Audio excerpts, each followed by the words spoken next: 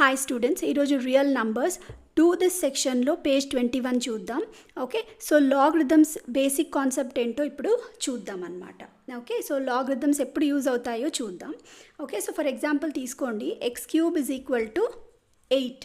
Okay, so X is equal to 8 power 1/3. Okay, so ఇది మనకందరికీ తెలుసు అన్నమాట. కానీ పవర్లో ఎక్స్ ఉంటే అంటే ఇలా 2 power x is equal to 8 ఇలా ఉంటే అంటే పవర్లో మనకి ఎక్స్ ఉంటే అప్పుడు మనకి లాగరిథమ్స్ యూజ్ అవుతాయి. ఓకే, ఎప్పుడైనా పవర్లో ఎక్స్ ఉంటే అంటే పవర్లో ఉన్న ఎక్స్ని మనం వాల్యూ కనుక్కోవాలంటే మనకి లాగరిథమ్స్ కావాలన్నమాట. ఓకే, సో ఈ 2 power x is equal to 8కి లాగ్ ఎలా అప్లై చేయాలి? లాగ్ ఎలా అప్లై చేయాలంటే ఈ పవర్లో ఉన్న ఎక్స్ని కంప్లీట్గా కిందికి దించేసేయండి. X equal to log introduce చేయండి. ఇక్కడ 2 బేస్ కదా, ఇటువైపుకి వచ్చిన 2 బేసే. ఓకే, సో ఎక్కడున్నా బేస్గానే ఉంటుంది. సో ఈ 8ని లాగ్ పక్కన రాసుకోండి. ఓకే, సో ఇలా మనం ఎక్స్ప్రెస్ చేస్తాం.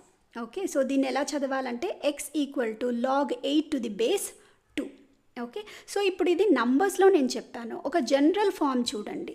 ఓకే, సో జనరల్ ఫామ్ ఏం చెప్తుందంటే a power x equal to n. Okay, so ఇక్కడ ఎక్స్ని కంప్లీట్గా కిందికి దించేసేయండి. That is equal to base ఇటువైపుకి వచ్చిన బేస్ అలాగే ఉంటుంది, లాగ్ ఇంట్రడ్యూస్ చేయండి. ఎన్ని లాగ్ పక్కన రాసుకోండి. Okay, so a power x equal to ఎన్ని లాగ్ ఇంట్రడ్యూస్ చేస్తే ఇది ఇలా ఉంటుందన్నమాట. ఓకే, సో ఇప్పుడు a power x equal to n చూసారు, మరి n is equal to a power x ఇలా ఇస్తే ఇది కూడా సేమ్ ఆన్సరే, కాకపోతే మీరు ఎక్కడిచ్చినా ఆన్సర్ కరెక్ట్గా రాయాలన్నమాట. సో ఇక్కడ చూడండి, ఎక్స్ వచ్చేసి పవర్లో ఉంది కదా, సో ఎక్స్ని అలాగే రాసుకొని ఈక్వల్ టు సైన్ ఇలా పెట్టుకొని లాగ్ ఇంట్రడ్యూస్ చేసి బేస్ ఇటువైపు ఉన్న బేస్ ఇటువైపుకి వచ్చిన బేస్గానే ఉంటుంది అండ్ ఎన్ని లాగ్ పక్కన రాసుకోండి. ఓకే, సో ఇది కూడా సేమ్ ఆన్సర్. ఇది ఈ 1 and 2 ఆర్ సేమ్, కానీ ఎలా ఇచ్చినా మీరు రాయాలి. ఓకే, సో ఒక ఇంపార్టెంట్ అబ్జర్వేషన్ చూడండి, పవర్ వచ్చేసి కిందికి దించేశాక ఇక మిగతావన్నీ ఈక్వల్ టుకి అటువైపే ఉంటాయి. ఒక పవర్ మాత్రమే ఒక సైడ్ ఉంటుంది, మిగతావన్నీ ఇటువైపుకి వచ్చేస్తాయి అన్నమాట. ఓకే, సో ఇది మీకు తెలియాలన్నమాట. సో లాగరిథమ్ ఫామ్కి కన్వర్ట్ చేయాలంటే ఈ మెథడ్ యూజ్ చేయాలి. ఓకే, సో ఇప్పుడు ప్రాబ్లమ్స్ చూద్దాము. So write and logarithmic form అంటే ఎక్స్పోనెన్షియల్ నుంచి లాగరిథమిక్ ఫామ్కి కన్వర్ట్ చేయాలి. ఓకే, సో ఇది వచ్చేసి డూ దిస్ పేజ్ నెంబర్ 21 అనమాట. సో ఫస్ట్ క్వశ్చన్ ఏంటంటే 7 is equal to 2 power X. So నేను చెప్పాను కదా, పవర్లో ఉన్న ఎక్స్ని కంప్లీట్గా కిందికి దించేసి లాగ్ రాసుకుని ఇంట్రడ్యూస్ చేసి అండ్ 2 ఇటువైపుకి వస్తే బేస్గానే ఉంటుంది అండ్ 7 లాగ్ పక్కన రాసుకోవాలి. ఓకే, సో పవర్ మాత్రమే ఒక సైడ్ ఉంటుంది, మిగతావన్నీ ఇటువైపుకి వచ్చేస్తాయి. ఓకే, సో ఇదే ఆన్సర్ అనమాట. ఓకే, ఇప్పుడు సెకండ్ ప్రాబ్లం చూడండి, 10 is equal to 5 power d.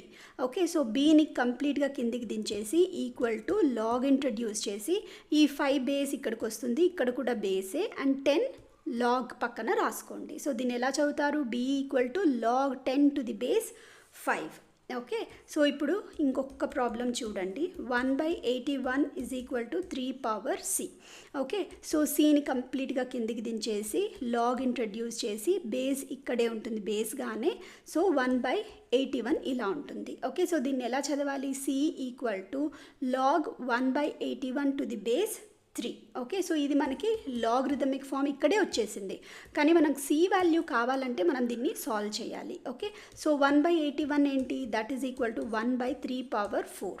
Okay, so 3 power 4 పైకి వెళ్తే 3 పవర్ -4 అవుతుందన్నమాట. ఇప్పుడు లాగ్ బేస్ 3 అండ్ 1/81 బదులు 3 పవర్ -4 అలాగే రాసుకోండి equal to C. Okay, so ఇదేంటి -4 ముందుకు వచ్చేస్తుంది, log 3 to the base 3 is equal to C. Okay, ఇక్కడ నేను పవర్ రూల్ అప్లై చేస్తున్నాను.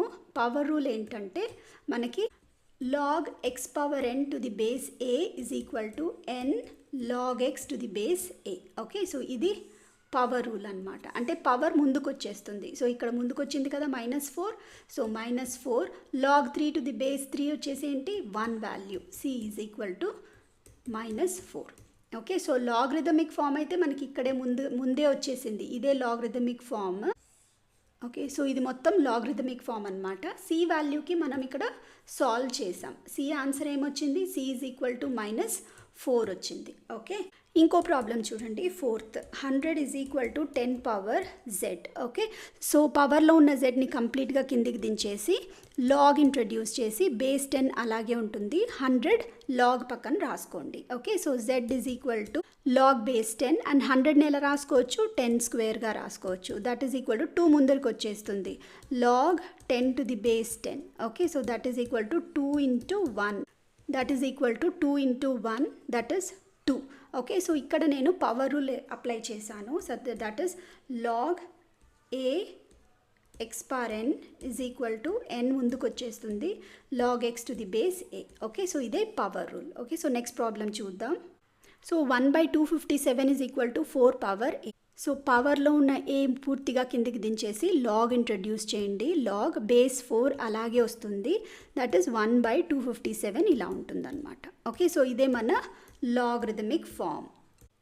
సో ఇంకో ప్రాబ్లం చూడండి. 5 power 3 is equal to 125. Okay, so పవర్లో ఉన్న 3ని మొత్తం కిందికి దించేసి is equal to log base 5 125 log పక్కన రాసుకోండి. ఓకే, సో మీరు గమనించారు కదా, పవర్లో ఉన్నది మాత్రమే ఇటు పక్క ఉంటుంది, మిగతావన్నీ ఇటు పక్క వచ్చేస్తాయి అన్నమాట. ఓకే, సో లాస్ట్ ప్రాబ్లం ఈ సెక్షన్లో.